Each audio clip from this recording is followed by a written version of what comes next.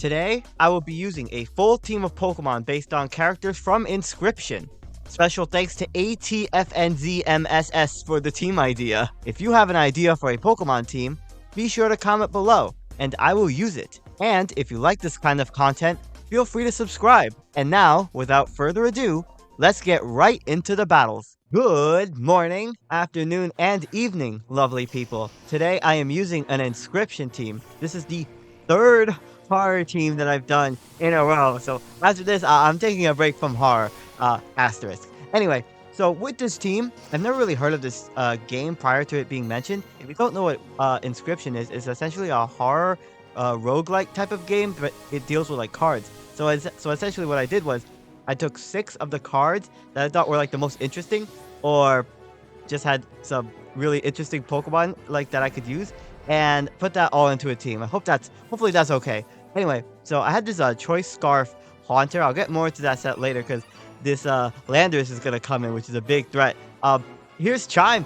So I know, like, Chingling, what the hell? Why is Chingling on this team? It's because I really wanted to use Chingling. Look at that. I tagged a critical hit psychic. So I'm running a very bulky Chingling on this. I barely lived that psychic and I'm able to get the recover off. So the thing about this Chingling is that it requires a lot of setup and my opponent to not even have a ghost type. So it wasn't really like, it was very hard to set up essentially. So into Stoat, my Chanpao, when I saw it, I was immediately reminded of Chanpao for some reason. So Chanpao is just like this really strong physical attacker, right? It's absolutely massive damage output with its ability, and that is exactly why I'm running a special attacking Chanpao with Choice Specs. I went for the Icy Wind versus the Landorus because I didn't want to miss with Blizzard, and I missed with Icy Wind anyway. Great turn. So yeah, this Quaxclaw was very threatening, but like I do have my Houndstone, which I am running some defense investment on. And with Fluffy, I'm able to tank all of the contact moves this Pokemon can go for. So this is a max health Houndstone. I'm actually not running Last Respects because that is just too heinous. So on this set, I'm running an Assault Vest Houndstone with Shadow Sneak, Poltergeist, Body Press, and Play Rough. So I'm gonna go for the Poltergeist, and it's gonna have a Lumberry. So I was like, okay, well, Aqua Step isn't really gonna do much to me, and I'm gonna be able to take it out next turn with the Play Rough, which is good. I got rid of the snowballing threat that was Quaxclaw. By the way, I should have said this in the beginning. Oh my gosh! But please stick around for both of these battles. These were some really intense games, and this one was absolutely crazy. So Fluttermane comes in. Joy, this Pokemon is really hard to switch into, so I had to make the heartbreaking decision to sacrifice the Chingling. I know it was gonna be so crazy this battle, but like there was a dark type in the back that, you know, everyone always leaves for last, so there was no way Chingling was gonna do anything in that match. So I'm gonna swap in my Scarf Haunter. I was thinking, okay, you know, they didn't have booster energy on their Fluttermane. Maybe they're also choice in some way. I could get some free damage off of my Haunter. On this set, I'm running Shadow Ball, Sludge Wave, Focus Blast, and Trick, so I can trick any defensive Pokemon a Choice Scarf. So into Trico, oh my gosh, there's a creature called Gek. There's a creature called Gek. I absolutely love it. So I swapped it in on the Earth Power because, you know, I thought I would live. It was actually a roll for me to get taken out, and yeah, there goes Trico. So I'll go over more of that set in the next battle, but it was a pretty crazy set. So into my Chanpao again, I was like, I don't know if they're willing to save this Pokemon or not, but I'm just gonna opt to Terra anyway. I don't know, like, I feel like it was like a good mid-ground play regardless. I have a Blizzard and Icy Wind on this, and I'm running a Choice Specs on this Chanpao with a Terra Blast Water, and I have Dark Pulse as my last move. So the Terra Blast Water is going to come out. They actually stayed in with their Landorus, probably opting to sacrifice it. So the Chanpao is going to get a crit, which definitely mattered. It didn't matter, by the way. And there goes the Landorus. So I was like, okay, that's one threat down in any case. In comes the Raging Bolt. Oh my gosh, this Pokemon was super threatening. And now that I Terrastalized into a Water type, it was actually even more threatening to me. So I'm going to swap back into my Haunter. I didn't know what this Pokemon was going to go for, if it was just going to start setting up. It's going to go for the Thunderclap. So I was like, okay, that's good. I essentially got a free switch in. Now I was like, as important as my Scarf is, as my Choice Scarf is in this game for the speed, I do have to give it up because of this Pokemon, because it was looking to be a very bulky one because it didn't have like a booster energy or anything. And I lock it into Calm Mind. Hell yes, this is great. I was like, okay, I essentially bone this thing. Now, at this turn, I was like, okay, I could either go for the Shadow Ball, anticipating Flutter Mane to come in, or a Focus Blast, anticipating the Dark type to come in, aka King Gambit. And on this turn, I was like, well, I'm gonna go for the Shadow Ball on this because I would rather go for Shadow Ball versus King Gambit than Focus Blast versus Flutter Mane. Because if Flutter Mane came in for free, then that Pokemon instantly claimed the KO. Like there was nothing I could do to essentially stop that Pokemon, especially since I lost my Choice Scarf. So yeah, King Gambit's a problem as always. So I opted to swap in my Slitherwing Mothman. You know, I'm a simple girl. If I see Mothman, I'm using Mothman. So the King Gambit's gonna go for the Sucker Punch. Now, I anticipated that one, they wouldn't stay in, and if they did stay in, they wouldn't not terrestrialize their King Gambit, right? So they're gonna go for the Terra Fairy on their King Gambit. So I was like, okay, here on this turn, I decided to U-turn. I did not want to go for close combat and get like defensive drops or not really do anything to King Gambit, and I figured that it was probably gonna set up a Swords Dance. So into my Qianpao here, just scouting to see what they do, and so there goes my Sword of Ruin, and they're gonna Swords Dance like I thought. So I was like, well, I'm faster than them, so of course they're more than likely going to go for the Sucker Punch this turn. So I'm going to see what they're going to do. So this was really hard to play around. I essentially couldn't really attack them. I had to stall out their Sucker Punches as best as I possibly can.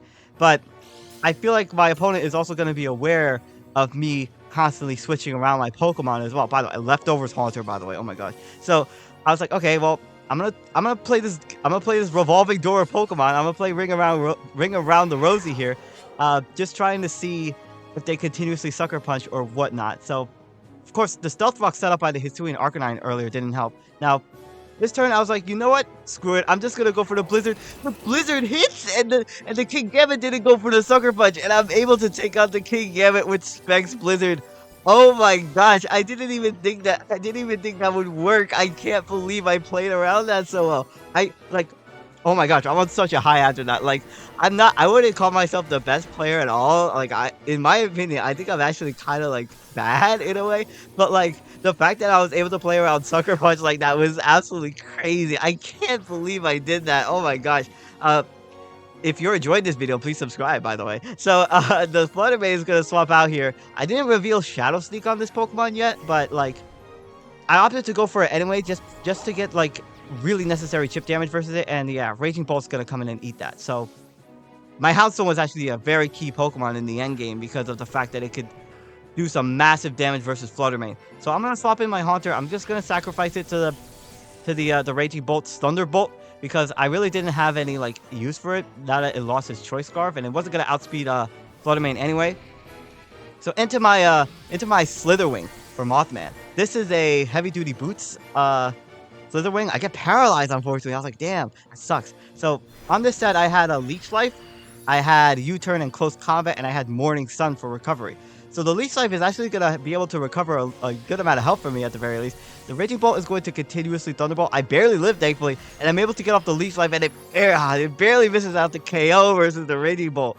Now, the reason why I didn't go for close combat was because, like, Flutter Mane was just going to revenge KO me anyway, and Shadow Sneak from full, because the Flutter Mane was at full, wasn't going to take out the Flutter Mane, unfortunately. So that's why I didn't really close combat, because, like, it would have been like a shaky endgame regardless. So the Raging Bolt actually swaps out and into the Flutter Mane. So I was like, okay, well, I can get like really massive damage on this. It might even be a 2-hit KO, and it is a 2-hit KO. Flutter Mane doesn't really have good defense at all, so I'm able to take out the Flutter Mane at the very least. But the problem was that they had the Raging Bolt in the back with Thunderclap that they could easily go for, and since I was Assault Vest, I only had like attacking moves, and since they were Choice Scarf, they could outspeed my Shadow Sneak. But that's going to be the end of the first game. What a crazy battle, like super close in the end game there. I got very close, and that King Gambit, face-off was so crazy. Anyway, into this second battle, this was also pretty close too. So, I'm going to lead off Haunter versus the definitely not Sticky Web Galvantula lead. Truth be told, there wasn't really much that I could do to stop Galvantula, especially if it was Focus Sash, because the only thing that I could do was like go for like Choice Specs Dark Pulse on Qianpao versus the Galvantula, and maybe go for a flinch. But like if I got Bug Buzz or something, that would have been problematic. Speaking of problematic though, here's Iron Treads with booster energy and attack. Oh my gosh, help me. So, yeah, this Pokemon was a massive, massive, massive threat in this entire battle. So I'm gonna go into my defensive Chingling. Look at that, I tanked the +1 Iron Head. So I was like, now if I hadn't gotten over the set already, it's a Calm Mind, Cosmic Power, Stored Power, Recovered Chingling with max defense and Terra Poison to avoid any poison damage. The problem was that Iron Treads was doing like way too much damage, and I also really didn't have much switch-ins for this Pokemon whatsoever, right? So they're gonna continuously Iron Head me. I knew that I was probably gonna get flinched inevitably, so I was like, you know what? I'm just gonna go for that stored power, and I got some crazy stored power chip, right? Look at that damage. Probably the most amount of damage Chingly's ever did. So the Rapid Spin is unfortunately gonna take me out. So I know that has Iron Head and Rapid Spin. Now, important thing to note is that the Fluffy on my Houndstone is actually not gonna be able to lower the damage from Earthquake, because this Earthquake is not a contact move. So not even my Houndstone could really reliably answer this. So the Iron Treads is going to be Terra Flying. I anticipated them to want to Terrasilize because, of course, Slitherwing is my best answer to this with close combat. So I opted to Morning Sun this turn. So I was like, well, I can switch in my Houndstone. I'm sorry for the stuttering. And the Sticky Web was very annoying because also my Qianpao was going to be less speedy, but Haunter was looking to be a reliable win condition in this game. So the Iron Treads, I keep almost calling it Great Touch. The Iron Treads actually swaps out, so I was like, okay, that's really good. They probably feared Will-O-Wisp, honestly. So I'm gonna go for that Play Rough crit versus the Lantern. So that's good. I got some good amount of damage. I had no idea what this Pokemon was gonna do, but I knew that it was probably gonna Scald me, or like maybe Discharge, so I opted to swap in my Trico versus this Lantern. It was time to unleash the Trico. So Scald isn't really going to do too much to me, which is funny because Trico and Paper did. They missed Whirlpool. I was like, oh my gosh, I actually get the max special attack Energy Ball off versus this Pokemon. It does solid damage. I imagine this Pokemon is like fully specially defensive. Now, this set was this was an unburdened Trico. So I had Endure with the Pitaya Berry, so I could get a double speed boost. And I had Terra Blast Ghost on this Pokemon and Endeavor as my last move. So here on this turn, I was like, well, I'm just going to go for the Endure, see if they immediately attack me or if they set up the Nasty Plot, and they set up the Nasty Plot. All right. So unfortunately, that's going to be my Trico. I actually didn't go for the double Endure just in case they Nasty Plotted again, but like still, it did some respectable damage versus the specially defensive Lantern at the very least. Now, I knew that I was like, okay, well, I can at least Revenge KO with the Focus Blast from the Haunter. That takes out the Hydreigon, which is really nice. I'm actually surprised at how many Focus Blasts I'm actually landing in these games. So in comes the Typhlosion.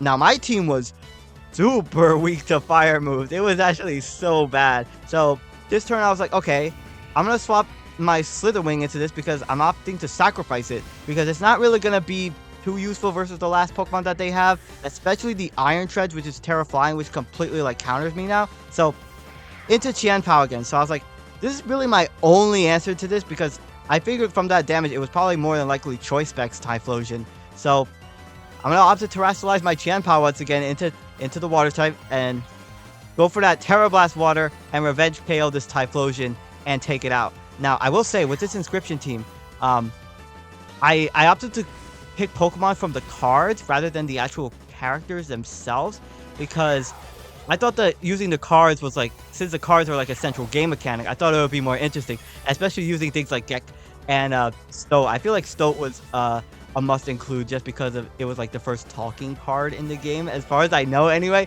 So the Iron Treads comes back in.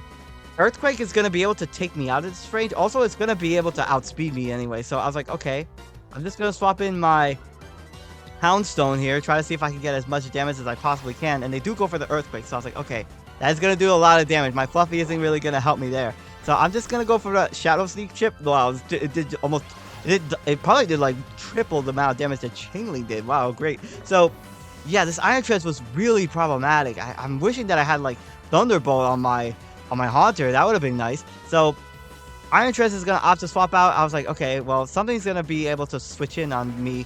Switching on my Sludge Wave at the very least, because that was my most powerful move that I had in this set. And Lantern actually lived from that. What the heck? It was definitely like fully specially defensive. Maybe it was like Assault Vest even. So down goes the Lantern at the very least. That's a very annoying bulky Pokemon.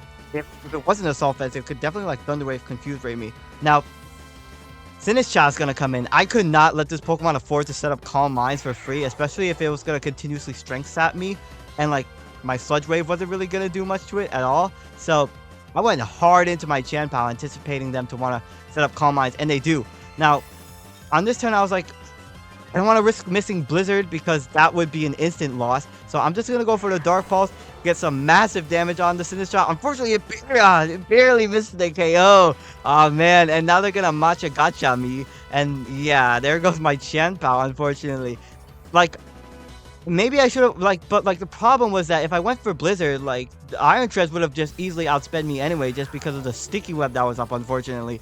And like I said, there was really much I could do to prevent that. So I'm gonna swap back into my Haunter. I was like, okay, I at least put it in raid for my Shadow Ball to take it out. Now, it comes down to whether or not my Haunter gets KO'd in one hit from Iron Treads, or if I'm able to live barely and take it out. So it was down to this final turn.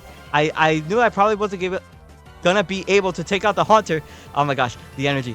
No, the Haunter Shadow Ball is barely gonna take out no, it's not gonna take it out. It barely lives, and I die to the Iron Head, unfortunately. Damn, like, I got really close in both games, but nevertheless, I hope you all enjoyed these battles. Drop a like if you did, and my name is SkyLaaa. Don't forget to smile, and I will see you all next time.